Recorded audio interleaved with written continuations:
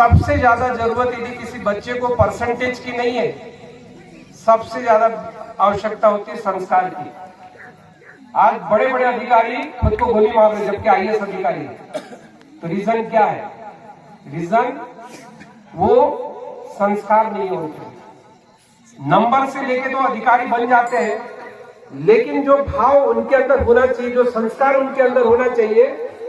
अभी मैं काटोल से सावनेर गया, काटोल गया था, काटोल से सौंसर गया, वहां भी एक कार्यक्रम था। तो वहां मैंने कहा कि जब तक आपके अंदर संस्कार नहीं है, बड़ों का सम्मान करना आप सीख नहीं जाते, तो इस तरह का धार्मिक आयोजन करने का कोई औचित्य नहीं है।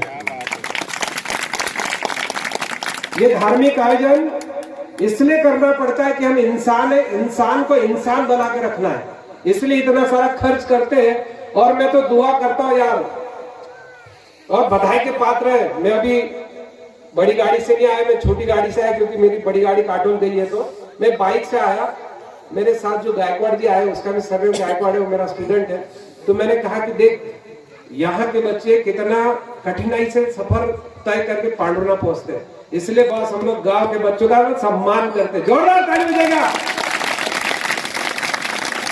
क्योंकि गांव का बच्चा भले ही गरीब हो, गांव का बच्चा भले ही गरीब हो, पहनने के लिए कपड़ा ना हो, लेकिन मां कसम वो जहां खड़ा होता है लाइन वहीं से शुरू करता है। वो फेल भी होता है ना, पूरे गांव को बताता है बॉस अपन तो फेल हो गए, बोलता है सप्लीमेंट्री आ गई।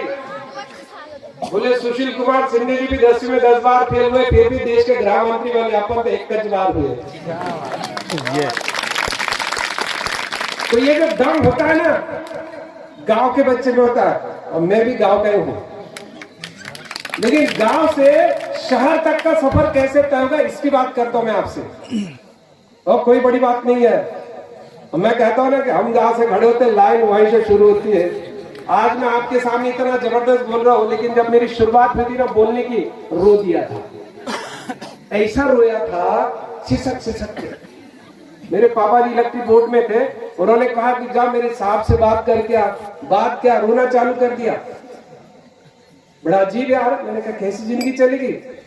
फिर एक दोस्त था, उसको हमेशा इनाम मिलता है, जैसे आज आपको मिला ना, उसको दोस्त वो इनाम मिलता था। मेरे को बड़ी तकलीफ होती थी कि मैंने जब देखो तब इसको इनाम मिलता, मेरे को क्यों नहीं मिलता। तो मैं अपने सर के पास गया और कहा, सर, मराठी आती ना आपको? हाँ। सर पाशी गेलो आणि सरले सांगितलं, सर एक भाषण लिहून द्या। मैंने तू बोलशील? मैंने कहा हो बोली। और जब दूसरे दिन बोलने की बारी आई तो पूरा मुंह सूख गया, हाथ पैर हिल रहे थे, और कैसा कैसा लग रहा था, एकदम ऐसा लगा कि अब चक्कर आके गिरते हैं। सब लोग हंस रहे थे मेरे को।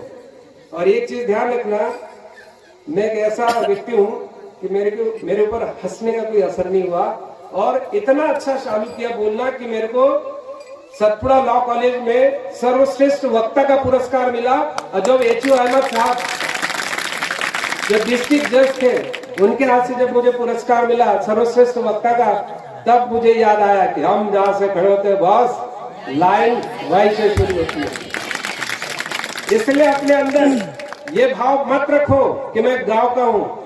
गांव और शहर में कोई अंतर नहीं होता, लेकिन शहर तक का सफर तय करने के लिए मैं 6 बातें आपको बताऊंगा। मैं अपनी बात खत्म करूंगा क्योंकि आज समय नहीं है। सबसे पहले, जब आप सो के उठते हो, जब आप सो के उठते हो, तो सबसे पहले इस ब्रह्मांड का, अपने माता पिता का धन्यवाद कीजिए कि आप एक अच्छी जिंदगी जी रहे हैं। क्योंकि जब तक आपके अंदर ये भाव पैदा नहीं होगा धन्यवाद करने का, तो आप बड़े व्यक्ति नहीं बन सकते। और बड़ा व्यक्ति केवल धनवान व्यक्ति नहीं कहलाता है। लोगों के पास बहुत धन है, बहुत धन है, लेकिन दम बहुत कम लोगों में है, और दम केवल गांव के बच्चों के बीच में होता है। अपने लिए जोड़ा ताली फिर। दूसरी चीज, धन्यवाद देने के पश्चात ध्यान करना सीखेगा। क्या कहा मैंने? ध्यान। कभी आपका गांव पंचायत में एक कार्यक्रम रखेगा, मैं स्पेशली उसके लिए आऊंगा ताकि सब बच्चों को बताओ, क्योंकि आज उतना समय नहीं है। ध्यान करिए, क्योंकि ध्यान करने से आपके अंदर की इतनी शक्ति जागृत हो जाती है कि अच्छे अच्छे को आप पानी पिला सकते हैं। ध्यान करना। ओके, तो कल से कुछ नहीं करना, पालती मारना है, आंख बंद करना है और यहां ध्यान करना है कि अपनी श्वास ऊपर जा रही है और श्वास नीचे आ रही है, और पूरा बॉडी को यूं छोड़ दीजिए। बिना पैसे का इतना होशियार बनने का सबसे अच्छा तरीका बता रहा हूं। मैं 3rd डिवीजन का छात्र रहा हूं। कितना डिवीजन? 3rd division. ऐसा पुरस्कार तो जिंदगी में नहीं मिला मेरे को। पहली, दूसरी, 12वीं तक।